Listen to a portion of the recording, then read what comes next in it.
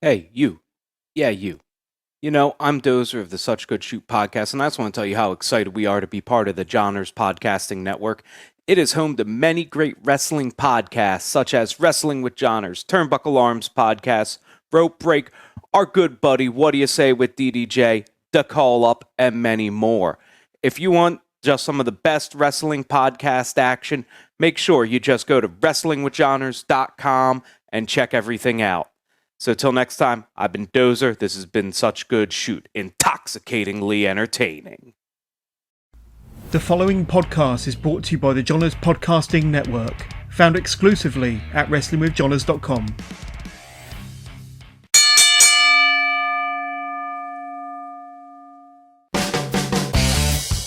Attention wrestling fans. You're now about to listen to the band coming down the aisle from the main streets of South Elgin, Illinois, with a microphone in his hand and questions on his mind. This is Whaddya Say with DDJ.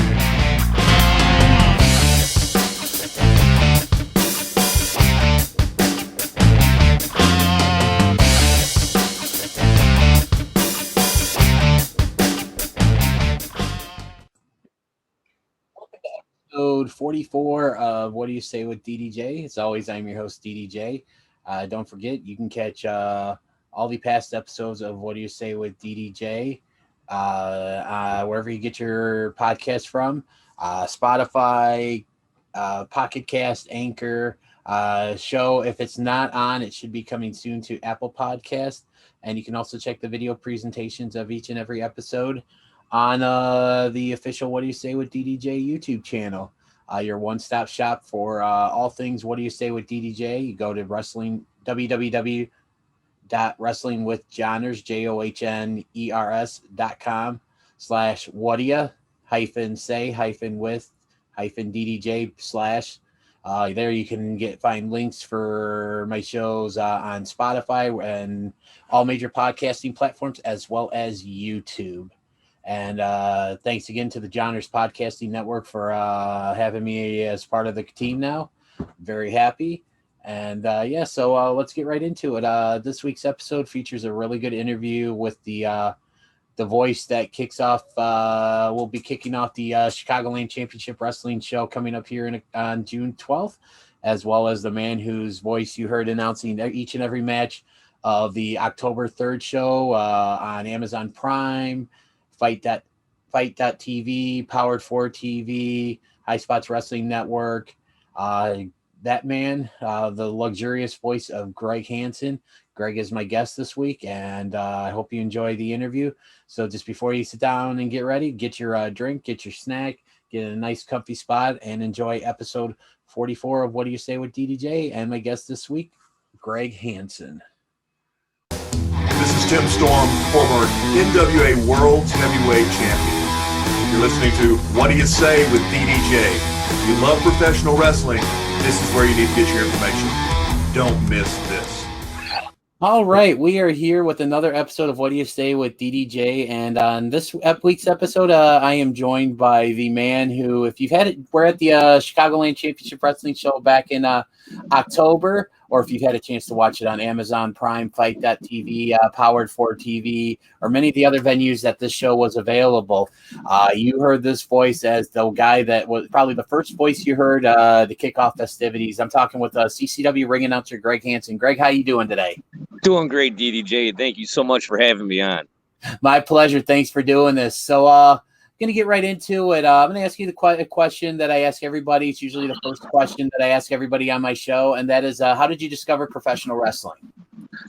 So as a fan, I discovered when I was about 4 or 5 years old, watching old NWA, AWA, pretty much anything I can get my hands on, or my eyes on, I should say.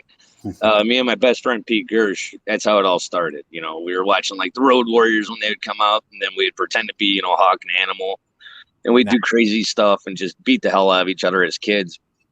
And we just had a great time. And growing up, I've always loved wrestling, and it's always just been a passion of mine to really enjoy this. Mm-hmm. I was lucky enough at the age of 30 to get into it. And I'd already had a shoulder surgery. So wrestling really wasn't too much in my future, but I was thinking about trying to be a manager. Okay. So I had a friend that was a ref and a friend that was a wrestler at a small company, NWWA, that later turned into ARW. So they had a training facility. I went there, and I was like, Rex Hart, who was the owner and the trainer. I'm like, Rex, I'd really like to become a manager. He's like, no, do me a favor, talk again. I was like, okay. So I said something. He's like, you're gonna be the ring announcer. Right there, I was like, what are you talking about? I don't know nothing about ring announcing. I was terrified, to be honest with you. Wow. He goes, my ring announcer now, he's a trainee, and he wants to go and start wrestling. So we need a ring announcer. You have a good voice. I want you to do it. I'll tell you, I was terrified getting in the ring for that first time. I've always had a little bit of stage fright going on. So I had the death grip on the mic. I was redder than my beard. And I was just terrified, And I had a lot of great people guide me through years. I had King Bishop, KB, he helped me. Chano helped me a lot. Braun the Lumberjack helped me through. And I went and watched, I'm not sure if you're familiar with Mr. Riccolo. Yes, I've heard, I know who he is. He's a tremendous talent, and he's very good. He has honed his craft fantastically, and he's given me some good advice through the years. Mm-hmm. And I really want to say thank you to him for everything he's done. Awesome. And I've tried to base myself off of him, but as time got on, I just sort of got into my own groove. I found my own niche in this, and I sort of ran with it. About 5-6 years in, I was actually able to find my voice, so to say. Mm-hmm. Braun the Lumberjack, I'd been doing the shows, and Braun comes up to me and goes, have you ever been to a strip club? I'm like, yeah.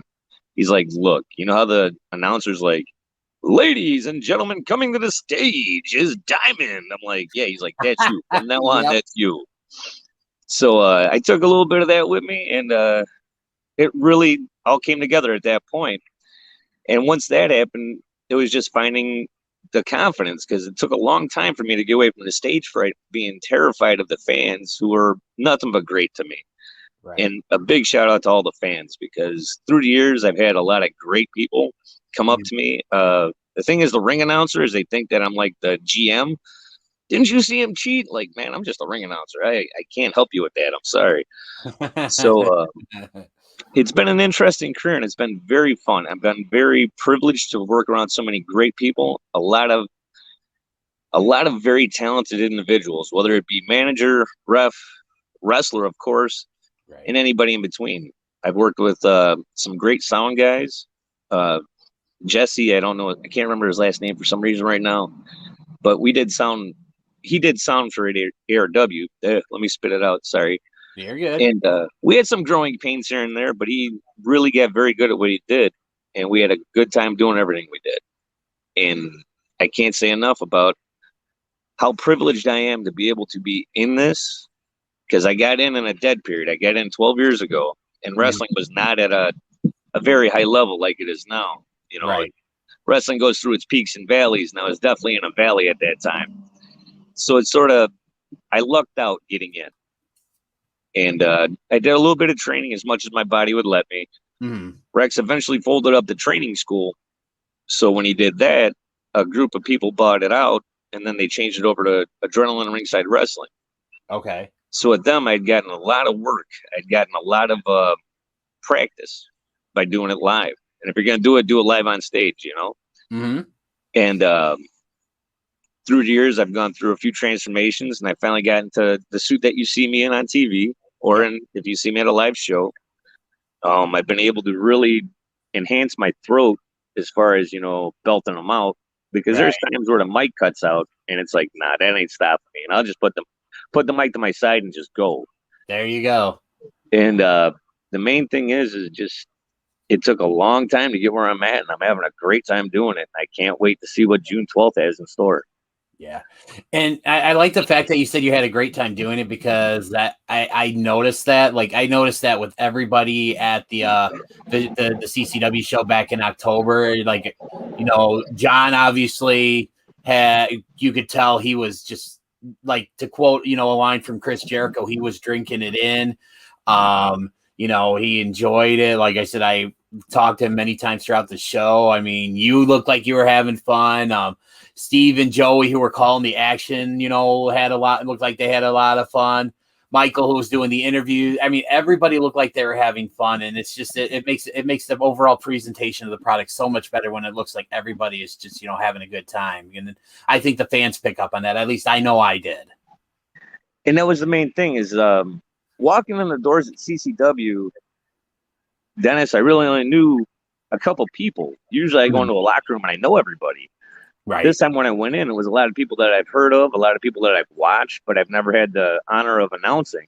Mm-hmm. So it was really nice to be able to get a fresh perspective, and everybody left their ego at the door. Right. Yep. It's made it a lot more easier to portray on TV because everybody was out there to make the show good, not just themselves. They were out there for the show.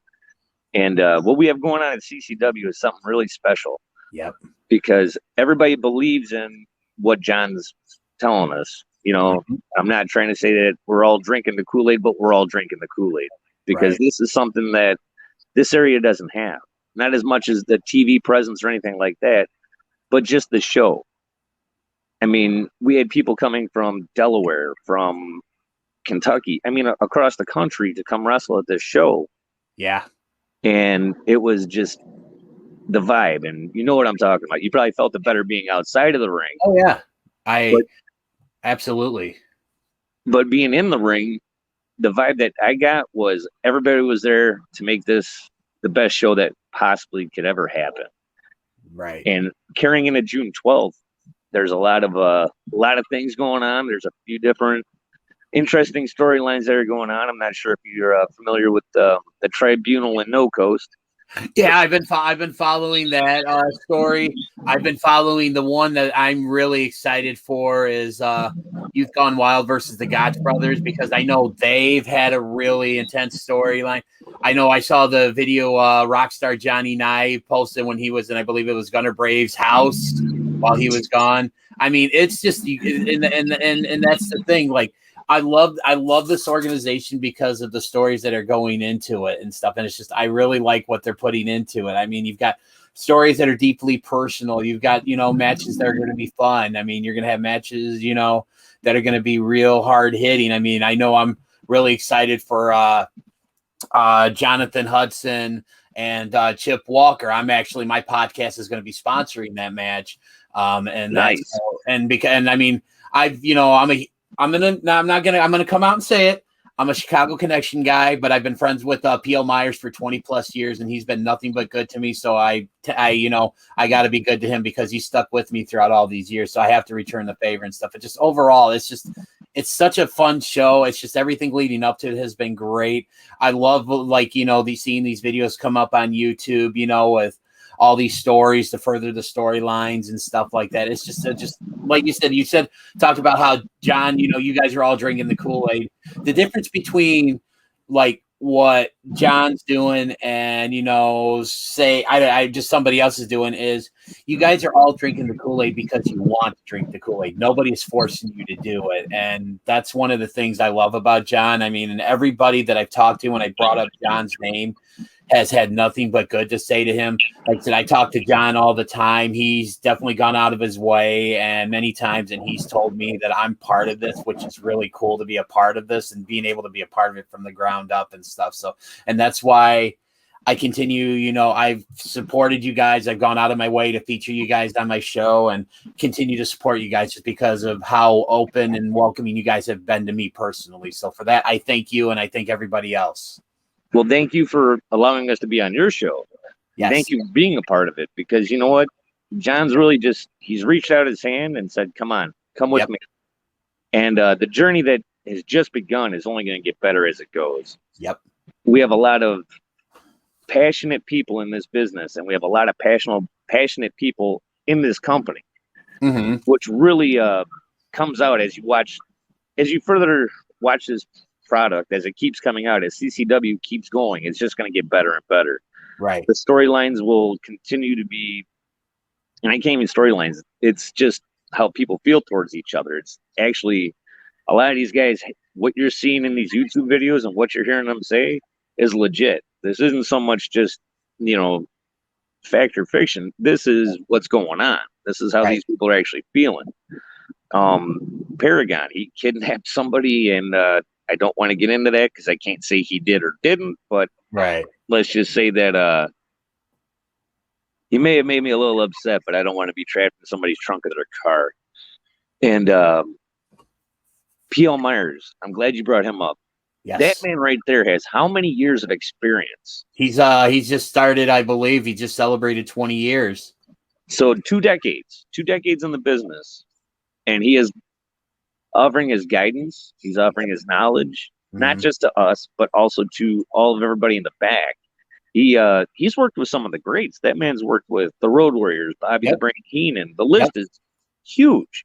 Yeah, absolutely. And, to have a legend like that with us, along with a lot of the other legends we have, like Vic Dupree, C-Red, Marche, I can go on and on. This isn't a list of nobodies. Nope. You know, we have some young up-and-comers, don't get me wrong, but the veterans that are guiding them in the back are very well-versed and very much have honed their craft through the years. And I can't wait to see. Everybody's going to really enjoy the June 12th show. August 21st is going to be a great show. Everything coming up is going to be just off the charts. Right. The more that we go, the better it's going to get. And John literally he's the one that's, the engineer of this train. And the best thing I can say is jump on while you can, because it's going to be a good time all the way through. Oh yeah, I've got my I've been on since day one, and I'm not getting off until I'm forced off. So going back to you discovering pro wrestling here, who were some of like your favorites when you first started watching? Oh wow.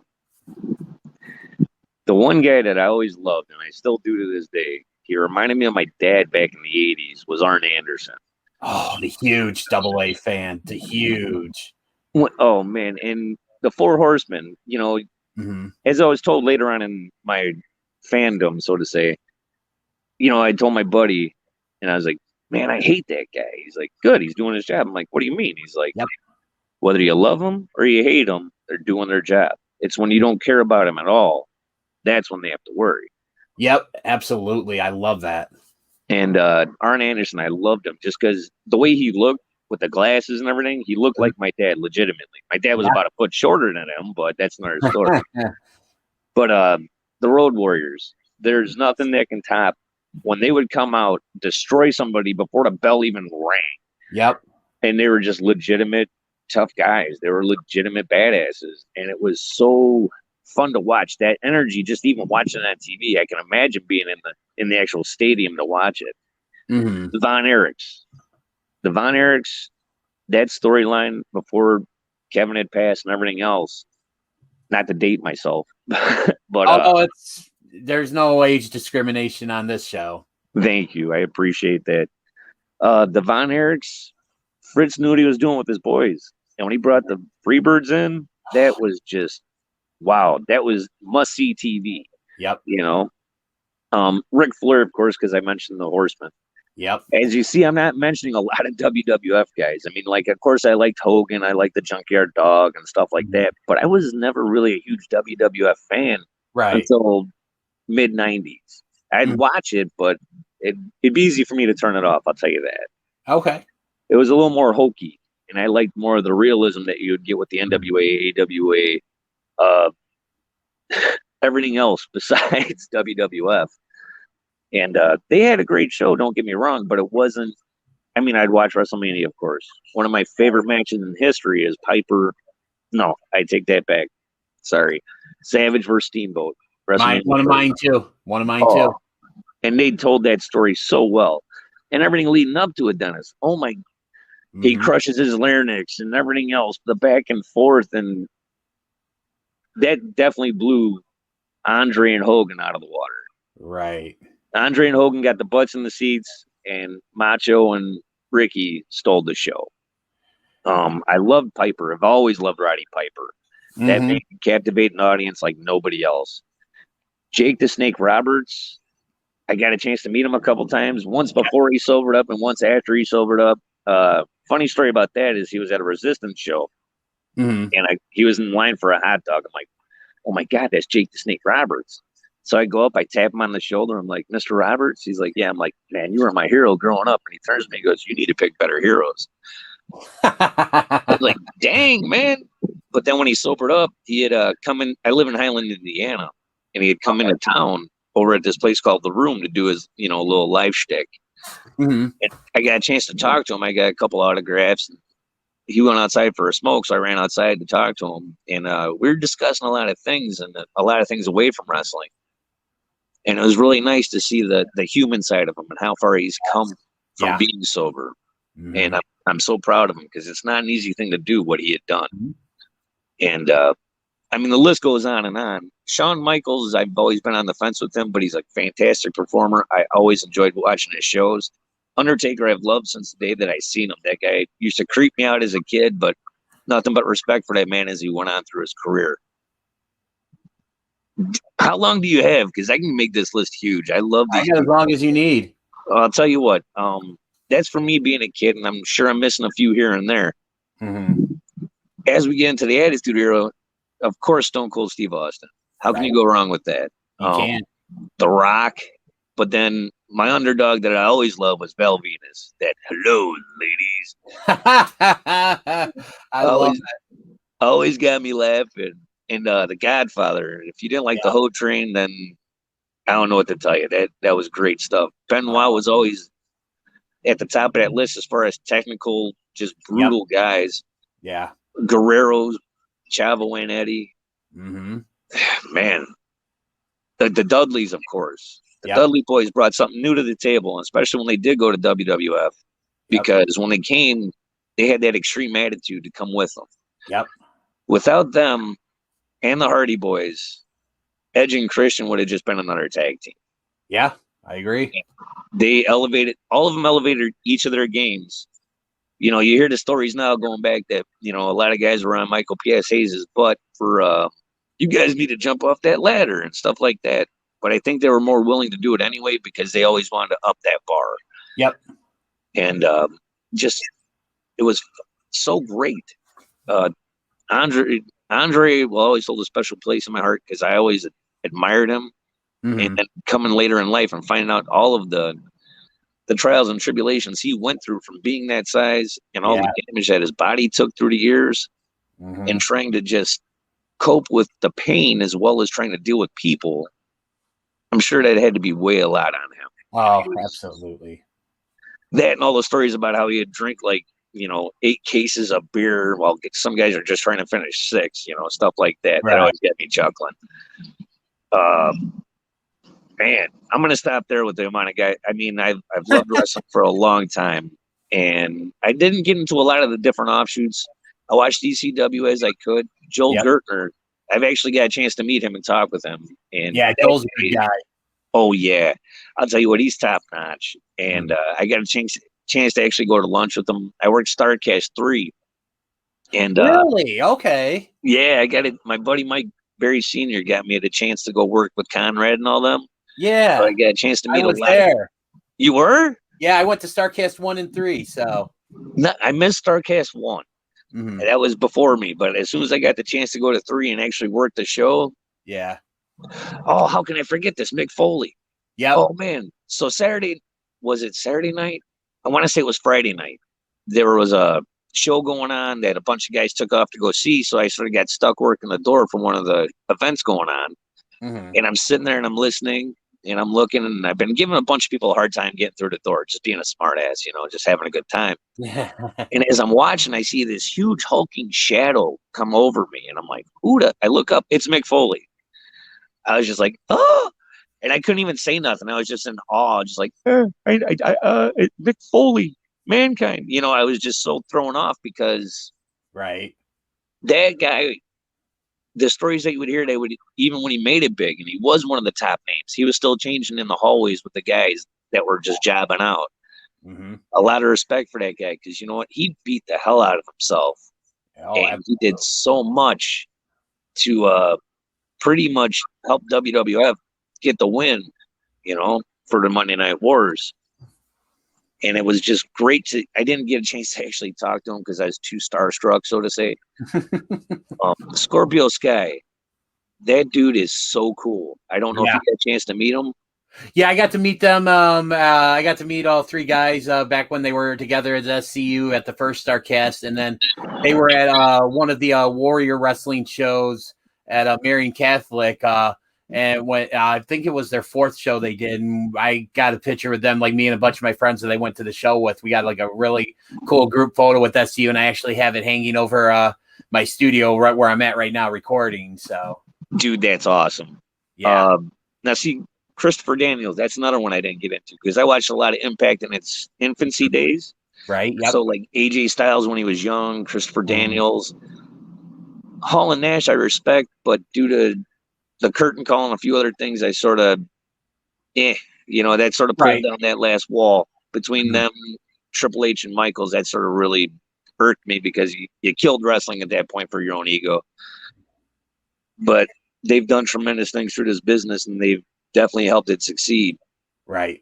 But like Christopher Daniels, I always thought should have been a bigger star than he was. He never really got that chance. Nobody had confidence, it seemed like, in him. And the dude's just amazing, especially when he was younger. That guy was great, and especially to find out that he started over with Sam DeCero. Yep. I mean, you get that hometown feel, even though I think he's from Carolina originally. I'm not sure exactly. But he moved to Chicago, became a wrestler. He worked Windy City with all those great guys, and it's just awesome. And Frankie Kazarian, that dude's talent is just off the charts. The guy's fantastic. He's so great at what he does, and he makes it look effortless. Absolutely agree with that. And the Scorpio Sky, the thing that I wanted to get at with this was my son. We were watching, odds and ends, and I was watching a lot of YouTube because AEW really hadn't done shows yet. And he'd done a video saying, what was it? This is the worst town ever. Yep. SCU. And I showed it to Scorpio. He's like, here, man, let's take a video. So literally he shot a video of me with me saying, this is the worst town ever. So it was great because I got to send that to my son. And he was just really stand-up guy. And I'm happy he's getting the attention that he deserves. I really want to say he's part of the future of wrestling. Yep. And I can't wait to see where his career goes. I'm not a big fan of Ethan Page, but that's for other reasons. And I still respect him for what he does because that's a lot of sacrifice and work that he's done. But I won't get into that. Good job, Ethan. Fair enough. And this journey I've had in wrestling has been I've been so blessed to be on this journey because I started with such small beginnings. And as we keep going, and as Chicagoland's going to take off, it is going to erupt. And I'm so glad, Dennis, that you're with us for this ride because we are going to blow up. John's got us worldwide, partners. Absolutely. We're not just local. We're partnered with Canada, Puerto Rico, Australia, Germany, Mexico, England, Asia, Mexico. And John's working harder than anybody else I've met as far as a promoter. And I've met some decent promoters, and there's some promoters that are sort of a little bit, they're a little too carny. But John is the real deal. John is going out of his way to make sure that we get the exposure we need. Dennis, I've not done an interview in my whole career until I got with John. And this year alone, I've done 4, including you. And thank you so much for having me on. Absolutely. One company I was with, I told him I won't give up dates or anything like that, but I told him that I wanted to try and make a big push because I had an injury at work and I had free time. So what I wanted to do was make that big push to try and get to like an AEW, an Impact, or even WWE. And they basically pulled me out of the YouTube videos that they were making. And I felt slighted, but I also understood. You know what I mean? So it is what it is. And at the end of the day, a lot of love and respect for everybody, because without everybody that's been in my journey, it wouldn't be the same. Right. So with all that being said, CCW is going to be the next big thing. And I'm not just saying that because John's created something special. He has a cast of characters that, as you already know, are just sensational talents. Yep. They're all eager and willing to learn, And on top of that, they bring a lot to the table as it is. I mean, I can go down our roster and tell you everybody on that roster is there for a reason. John took, I want to say 2-3 years to develop Chicagoland. Mm-hmm. And when he did that, he went and he found the best talent he could to tell his story. And by doing that, he almost did like what Vince did, to be honest with you, back when he took over the territories and bought everybody out. John did the same thing. John doesn't carry an ego with him. John is not a jerk. He's super approachable and he's easy to work with. And I consider him more of a brother than a promoter, to be honest with you.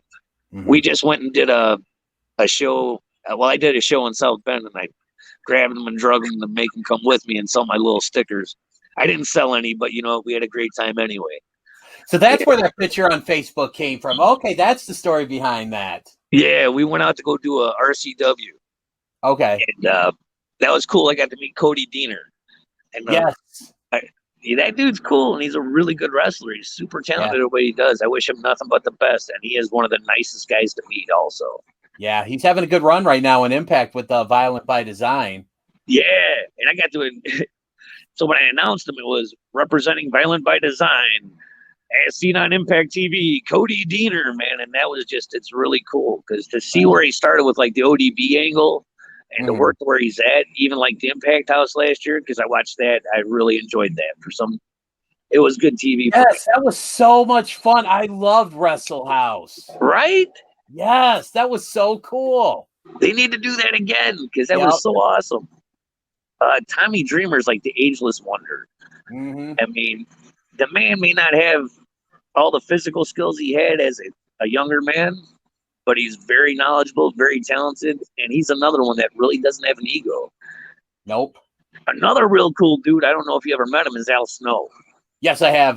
Met him. Actually, it was almost about 20 years ago I met him, but yeah, absolutely. Well, I met him. We used to do Headlock on Hunger, and we used to do it in Portage for ARW, and I got the chance to announce him twice. And the first time he was in a 6-man tag, and he was coming out with a local tag team. Darn it, I'm trying to think. I know the name. Street Punks, Johnny Showtime and Marcus Portrait. Okay. All right, Al, how do you want me to announce you? He's like, okay, so I'm coming out with Johnny and Marcus. I'm like, yeah. He's like, so announce them really big and then just say with Al Snow. I'm like, you're Al Snow, dude. He's like, yeah, I know. And everybody else does too. So make sure you give them a big pop and just sort of throw me in there. Right. At that point, the respect I had for him jumped like a million times, because he is so nice and he's so knowledgeable. He's like the hidden gem of wrestling. Mm-hmm. Did you ever hear his story? Yeah, I've heard some of it, but yeah, I mean, if you got some extra, please share away. Well, did you hear? Okay, so when he decided he wanted to be a wrestler, he had gone to Foley and Gene Anderson. Okay. They held like a little tryout, and this is back in the days where it was like this was their living, and kayfabe was in full swing. Nobody got to look behind the curtain whatsoever. Right. So he had been in the ring with these guys, and they're beating the hell out of him. I mean, bad. And this one dude had him to where, they're like, say you're going to quit, say you're going to quit. And he had him in a lock where his jaw was stuck, so he couldn't say it. So he was just sort of stuck there. So then all of a sudden, Gene Anderson jumped in and was just ripping at his ice, fish hooking him, beating the crap out of him. And when he got back to the hotel room, he had seen that Gene had bit him like 6 times on his back, just because they were protecting the business. They didn't want nobody in. Mm-hmm. And that is something that the kids today don't have to do. I mean, it's a lot easier to get in. Right. And the guys that started back then and even before then, the hell they went through. I mean, look at Hogan. As soon as Hogan got in the business, they broke his leg. Yep, I remember that. I've heard that story. Yeah. I mean, these guys, they paid their dues, and they paid them hard. All the traveling, the amount of traveling and everything else these guys had to do, and they were living off of crumbs. Mm-hmm. Just to make it to wherever they made it. You can see where a lot of people would fall by the wayside. But at the same time, the ones that persevered were the ones that were able to stick it out. They tried their hardest. They kept going. So now for me, that's how I feel, because I had an issue in 2019. Like I said, I'd made a big push to try and get on TV, and I really was doing everything I could within my power that I knew how to do, which wasn't too much. But my wife had told me, she goes, Greg, I love you. You're a great husband. You're a great father, but you are dedicating way too much time to wrestling, not enough time to our son. And I get it, because I was starting to do shows 2, 3, 4 times a month, which is a lot of time missed with my wife and my child. Right. On top of that, I'm not really, you don't make much, on the independent circuit. Sometimes you get $5-10, sometimes you get 20. If you're lucky, if I'm lucky, I might have got 30, Right. And she goes, Greg, you're doing all this, and I know you love it, but the problem is you're not making enough to justify being away from us. So I told the company as I was working for that I'm retiring. I have to call it, otherwise I'm going to end up divorced. Right. My family means a lot to me. So with that, I retired in November of 2019 for 2 weeks. Yeah. ARW sent me off greatly. They gave me a plaque. I was in tears, man. I didn't want to leave, but due to the circumstances, I had to. And literally 2 weeks later, Michael Allen, who I'd worked for over at Acme Championship Wrestling, got a hold of me. And he's like, hey, man, I heard you're retired. And I explained everything to him. I was like, look, man, if I can get on TV or if I could have a way less schedule, I could probably still pull this off. But I can't go doing 2, 3, 4 weeks a month anymore. That's done. And he goes, I have just the man for you to talk to. And that's when he introduced me to John. Okay. And me and John really hit it off. And his wife, Corey. Corey is awesome. I don't know if you met Corey. I've talked to her because I actually bought, my ticket for the show in October from her. And I talked to her on occasion, but I just recently became friends with her on Facebook and stuff like that. And I'm definitely going to try to talk to her, spend some time talking to her coming up here in a couple of weeks. But yeah, I've had some interactions with Corey. Yeah, she's a sweetheart. And she is a huge wrestling fan, very smart for the business herself. Mm-hmm. And I got to meet both of them. We went and had dinner at a Shoop's out in Michigan City. And at that point, I knew I was in good company. And John is who he is. He's a good guy. He's my biggest fan, Dennis. Mm-hmm. He sees things in me that I don't see. I'm actually going to have T-shirts at the next show. I never thought I'd even think of doing merchandise, let alone getting stickers and T-shirts. I know it sounds silly, but being the ring announcer, you figure that's more for the talent. But he's like, Greg, you'd be surprised. There's a lot of people that are actually your fans. And I can't thank him enough because he's shown me a lot of love and a lot of support in a lot of ways where other people didn't. Mm-hmm. He's given me proper pushes. He's given me sound advice. And he's just a good brother. He's a very good guy. Absolutely. Can't argue with that.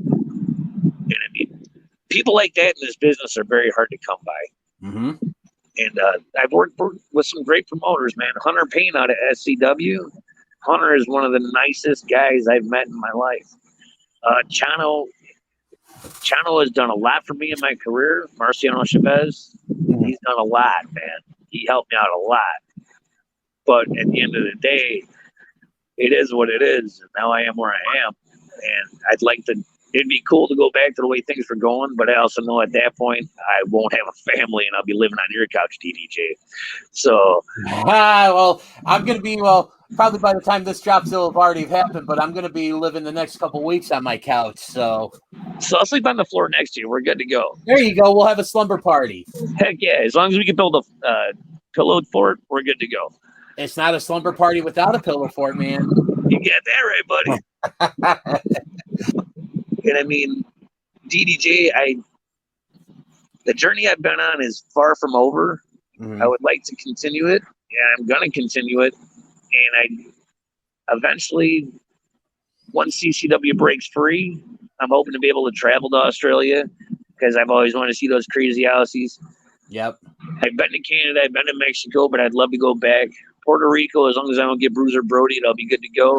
Wow. I know, that's going a little too far on that one. That was another guy I forgot to mention. Bruiser Brody was a scary cat back in the day. You remember him and Abdullah the Butcher? Jeez, man. Yep. You want to talk about some guys that were lusting for blood. Those guys were straight out trying to kill somebody. Yep. And there's not many like him anymore. Nope. There's one dude that looks like him, and he's a good wrestler, and he's a friend of mine, Max Holiday. Mm-hmm. And Max was just in the Brass Ring. It was a movie that came out last year, I believe. Okay. And it's about wrestling. So if anybody gets the chance, you should watch that. Okay. I haven't seen it yet, but it's supposed to be really good. All right. So I got to ask a couple more questions here, and then we'll start wrapping it up. So obviously, being a ring announcer, who is, like, if you had to pick one or maybe two ring announcers, like from everybody that we've seen over the years, who would you say is your favorite ring announcer of all time, or favorite two of all time? Yeah. I want to say Fink. Yep. I mean, Howard Finkel, that dude was just outstanding, and nobody will ever replace Finkel. Mm-hmm. He just had a way about him and his sound, and I would love to go back in time and sit in Madison Square Garden and hear him announce the show. Yep. He was so great. But by far, I would want to say he's probably my favorite hands-down wrestling announcer. Mm-hmm. And now if you start getting into other things, not Bruce, but Michael Buffer. You know, let's get ready to rumble. Oh. Love that dude. Yeah. So, but yeah, definitely Fink. Fink would be my favorite, hands down. Right. Yeah. Don't ask me about Justin Roberts, because we'll just leave it there. All right, I'll just leave it there. I'm also one guy that I'm a huge fan of. I was big because I'm a big late 80s, early 90s WCW guy, so I'm a huge Gary Michael Capetta fan as well. Yes. I do not mean to slight him. Finkel's just a little bit higher than him in my opinion. Absolutely. I think yeah, he's, in my eyes, he's in a league of his own. So, but that's just me. So, no, I agree with you 100% on that one. I mean, Howard Finkel just had that way to get your attention, and he made everybody sound like $1 million as they came to the ring. Yep. And I'm just gonna smile at that one. That's all I can say. He is the legend. He is the man. Now, if you start getting the commentators, I'm gonna have to go with Gordon Soley. That's a whole different ballpark. Yeah. Because I mean, everybody says JR is the greatest, and he's very good at what he does. But in my opinion, Gordon Soley was able to tell a story. Me and you could have a match and make it sound like we're Olympian wrestlers. I mean, that's how good this guy was. Yep. So, and then he's great, but a lot of people don't give Vince McMahon the respect he deserves when he was behind he was amazing on the microphone. I'm not going to argue with you there. And I mean, when it was like, shit. I mean, Bobby and Gorilla, that's probably my favorite pairing of all time. Those two fed up. Yeah, those two fed up each other all the time. Yep. It was just constant. Bobby the Brain Heenan is hands down one of the smartest minds in wrestling ever. Mm. And he came from Chicago. He was, I want to say, an only child. He didn't have a dad. And Bobby Heenan was just something else. I don't have to say anything, because that man he's a legend and well-deserved. And he, like you said with Fink, he's one of a kind. He is on a level of his own. Mm-hmm. So, and Joey Styles.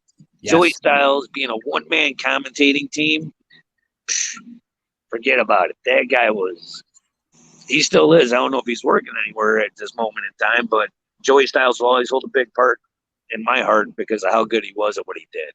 Yeah. Oh man, so sorry for all the rambling, Dennis. No. I've enjoyed this. This has been fun, and I mean, it's definitely made my job that much easier. And when it's easy for me, that's when it's the most fun, because I just get to sit back and listen, and I love that and stuff. So we're gonna start wrapping it up here.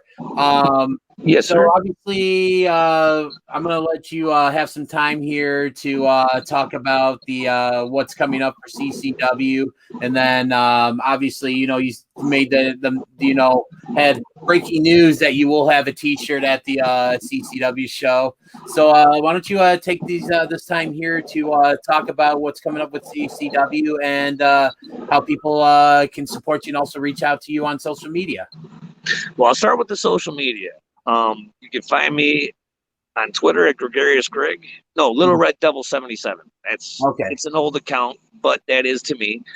Instagram is under just my name, Greg Hansen. Facebook is Greg Hansen. If you look up Greg Hansen, local one, because I'm an ironworker out of Chicago, you'll find me right away because there's like 300 and something people with my name.